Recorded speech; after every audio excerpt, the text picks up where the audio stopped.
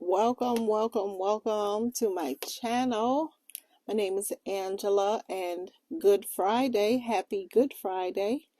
I don't know if never heard people say Happy Good Friday, but Good Friday it is.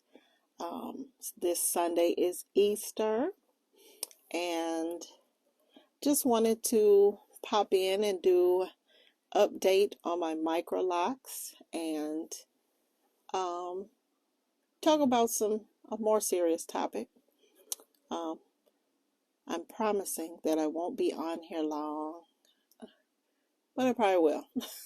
Probably won't. I'm trying not to. I'm trying to keep it really to a minimum. So my microloc journey. So it's been 4 months. I started December 20th of 2022. Some of my hair is budding, and I have noticed some growth. So like back here, isn't really a good thing, but like my hair in midway is here. The back, maybe here. It's not really touching. Well, it's at my neck, at the base of my neck. So it's curled right now because I used a roller set and curled it. And this usually lasts me about, if I don't wet it anymore, it'll last me a couple of days. So that's it for that. What I am noticing about growth, though, it appears, I'm not really sure, that it grows more on this side, or has grown more on this side than it has on this side. So this is my right, and it's might be due, if it is possible, or if it's actually true, due to I sleep on this side. Even with my bonnet on and everything, I sleep on this side. So I'm noticing like this side don't seem like it's falling as much, but I do sleep on this side. Have slept on this side most of my life. So I don't use a ton of oils. I primarily use tea tree oil, and I did go and buy rosemary oil and water. That's it. Even the rose water, I don't use it as much. I'd use it but I don't use it as much, and I'm getting low on it. Probably have to buy more if I want to continue to use it. So other than that, I like it. I don't like the frizz. I'm just going to be honest, but it wouldn't be locks if it wasn't frizzy. So I try and keep it curled for the most part. I'm fresh off of wax, so if it looks like I got makeup on, I don't, other than this lipstick.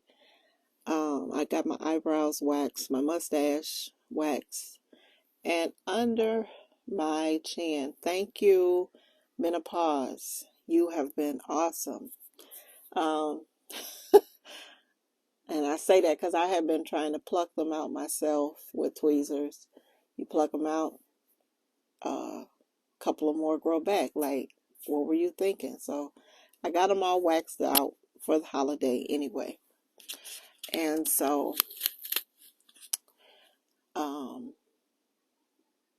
that's it for that.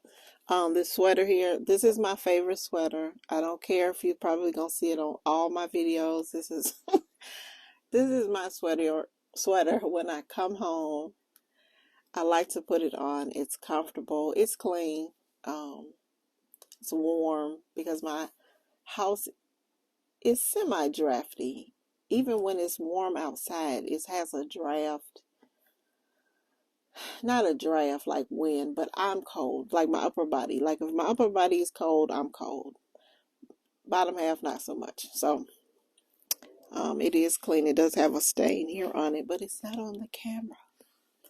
So enough of that about this sweater. So if you see it again on another video, just know this is my sweater that brings me joy. It brings me comfort.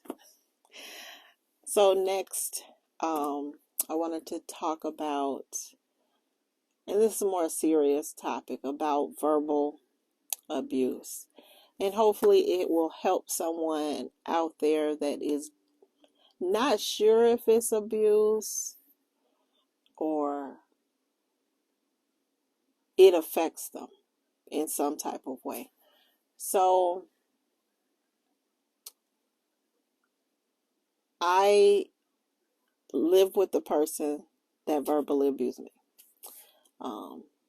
Just gonna say this person is my parent. My parent is 81 years old, and I have did a video last year sometime. I don't think I put it up because I prayed on it and tried to get over it. But it seems like the old adage that hurt people is so true. And you can pray and pray and pray, knowing that God hears your prayers, because He does hear your prayer. I don't pray evil things. I just pray that God sees. So for me, I'm 52 now. Shh, don't tell anybody. I'm 52, and I have always struggled with self-esteem, self-acceptance, and rejection,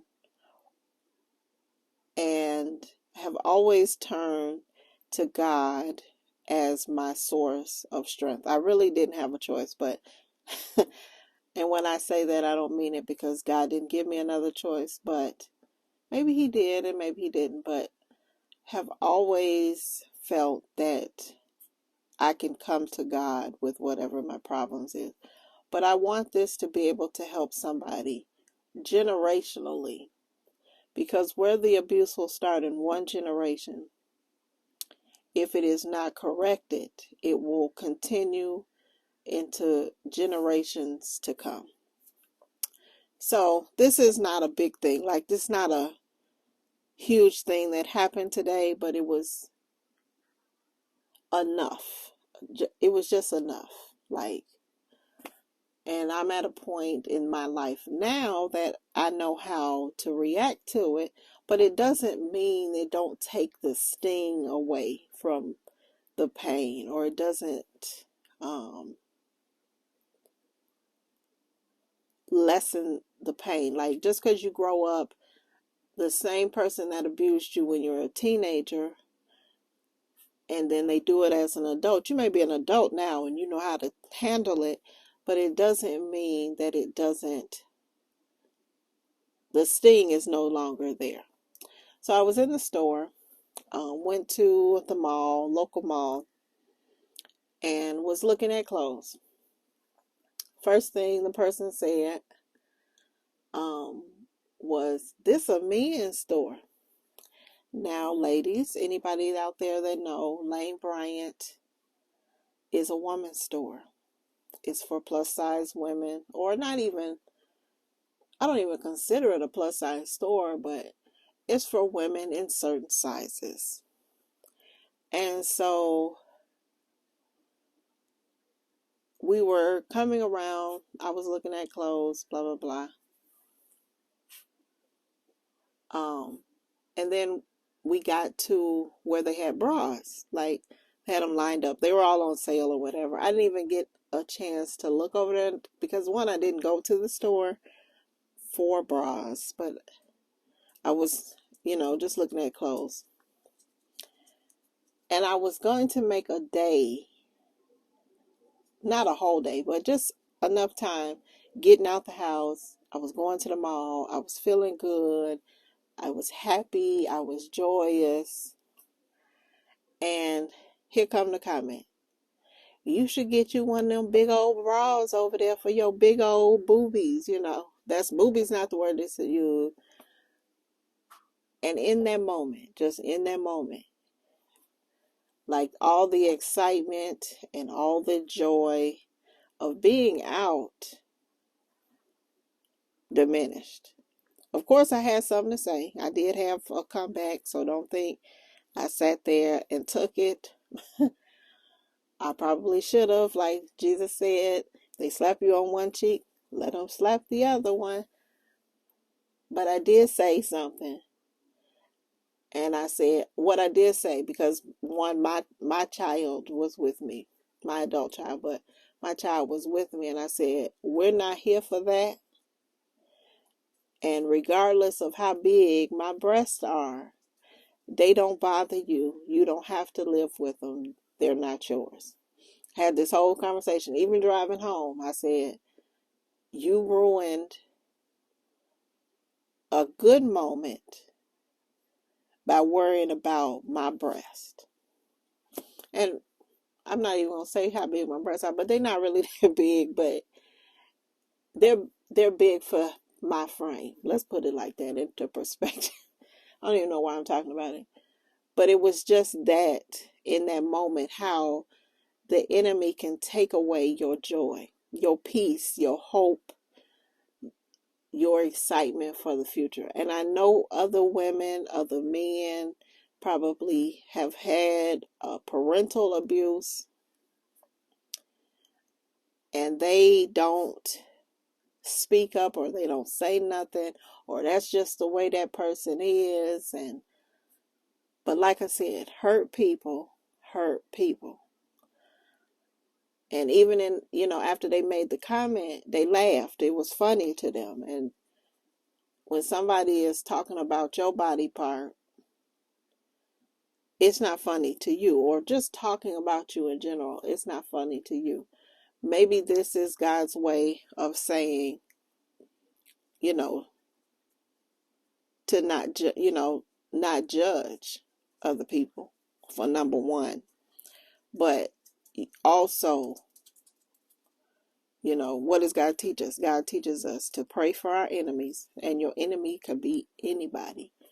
And he also teaches us to continue to pray for those that willfully hurt you. So willfully, I don't know if willfully it's like that in the Bible, but intentionally.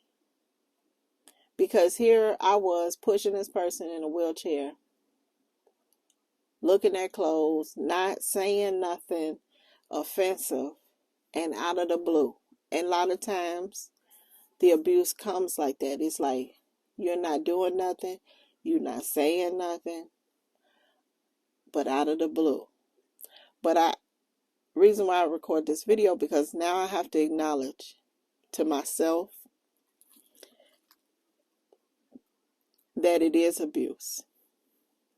And I can't sweep it under the rug. Because if I sweep it under the rug, not only will you do it to me, continue it with me, you will continue it. And this person has. I'm only just bringing up today's incident. You'll continue it into the next generation, and then it will never stop. And I serve a God that I believe he wants generational curses broken. And so abuse has to stop. It can't continue. And because I grew up as an abused person, I have to acknowledge just myself that I tried. I mean, really, I think I tried my best in my life to not be that way towards my children, because it could get bad. It could get, the rejection that I feel of myself, or rejection from other people. It could be hurtful. And then like I said, hurt people. And you pass that on. You keep passing it on, and nobody acknowledges it, because it's always, this is how we always do. This is how this person always is. They're always saying something to hurt people. But they don't hurt everybody. The enemy is selective in how they hurt. They might not hurt this person over here, but then they hurt you all the time. You'd be like, well, am I being a little sensitive? Am I being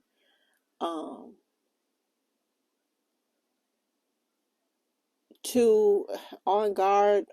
But no, you have to acknowledge it, what it is. And so I have to acknowledge, and that's why part of the reason I made this video, and have probably should have made other videos, because I have to acknowledge abuse.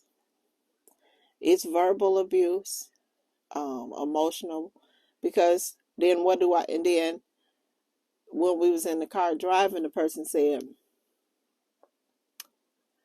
why don't you get them, well, what they were talking about, lifted or something, not like well, they were talking about a breast lift. But then I was like, they not yours. First of all, look, and then they went on further. They was like, it looks like they would be heavy. And it's like, well, they not on your body. So they can't be possibly burdening you. That, and they're not burden. I can't even say that word. They're not even bothering me, but they're mine. And so in the car, I tuned into a Christian radio station where the song was on, and it was talking about Jesus and breaking the chains. And so this is a chain that I know I have to break in my life. I can only tell the abuser that what they're doing is harmful. But if they don't stop, I have to stop allowing it. Or even sometime being around this person, because what this made me do, unfortunately, it took away my peace for the moment.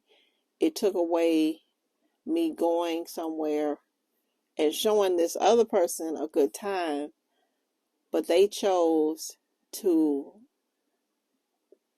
strip away my joy. Not that it's gone, but that's what, that's just how the enemy works. And the Bible talks about it, that the enemy does come to steal, kill, and destroy. Now, whatever he steals from you, whatever he kills in your life, you must know that God didn't place you here for those painful things. There's a lesson in it. And unfortunately, my lesson is to break those generational curses. I have a daughter, and I couldn't even imagine tearing her down, tearing her down as a child, as a teenager, tearing her down as a full-grown adult. Like, I can't even imagine. And so what I leave to those, whoever's watching this video, is think about something that you go through today, and think about this. Is it producing fruit? Because if the thing that is hurting you, upsetting you, or bothering you, is it producing fruit? Even your relationships, you must look at them and see, are they producing fruit? Because if they're not producing fruit in your life, it's hard to say you don't need them in your life, because all obstacles, God will allow things because there's a lesson to learn in life from it. And so ask yourself, is it producing fruit? So this video is coming up on 19 minutes, and I said this was going to be short, but I just want to leave you with that in this Easter season, that Jesus didn't die on the cross for you to continue in your pain, whether you're giving it or receiving it, or to continue into any pattern of abuse. And if you are on the receiving end of it, it is time to seek help and stand up to the enemy. And that's all that I have for you today. I know it's probably all over the place and jumbled up, but I had to speak on it today. So I hope you have a happy Easter, a blessed Good Friday, and hopefully the weather is warm where you are. Bye-bye.